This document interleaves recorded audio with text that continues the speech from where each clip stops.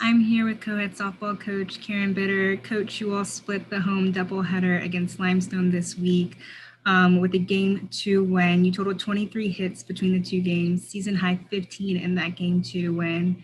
Looking at Game 1, you scored on 5 home runs, hit 3 more home runs in the second game. Been pretty consistent at the plate here lately. So just talk about the performance of your team.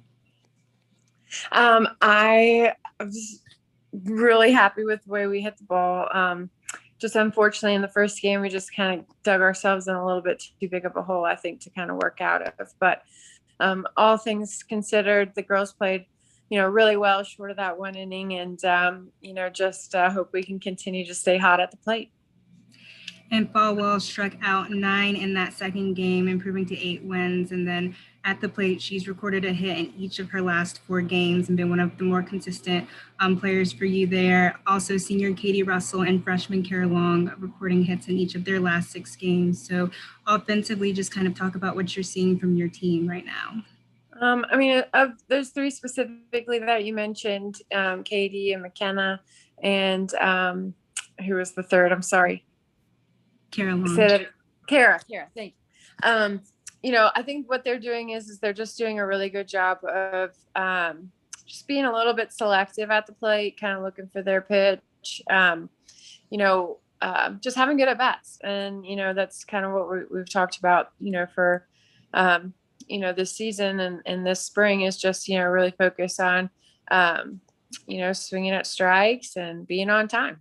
And if you could do that, you give yourself a chance. So they've done a good job in their last few at bats doing that. So just gotta continue that going into the weekend. McKenna pitched a really good game, and she's really, just really stepping up here for us in the circle, and really proud of her efforts. She's doing a good job, hitting for herself, and giving herself an opportunity. If she does give up a few runs defensively to, have a chance to, help her cause. So she's doing a good job having good at bats and being able to do both. And not a lot of people can do both. So. And you all are still fighting for a spot in the SAC tournament, which begins next week. You hit the road first to wrap up the regular season, first at Mars Hill and then at Tusculum. Knowing what's on the line for you all, what is the motivation and the focus going into these last final games in the regular season? I think, when we played Limestone, I think we ended up kind of starting out playing a little bit too tight. So I think the next, today's practice and things and yesterday's practice was just trying to get the girls to just play a little bit more loose, play a little bit more, less pressure, I guess.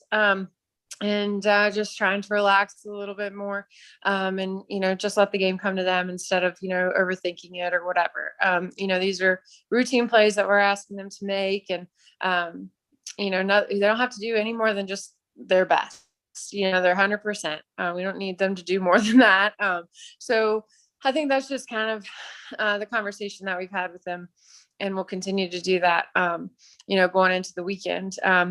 I think if they can play loose and they can play relaxed, then we'll be, better off versus them overthinking it and, thinking this, too much is on the line or whatever. If they go out there and they play like they can, then we've got a good shot at, finishing and being able to go to the tournament. And the Cavs will first travel to Mars Hill before taking on Tusculum on Sunday.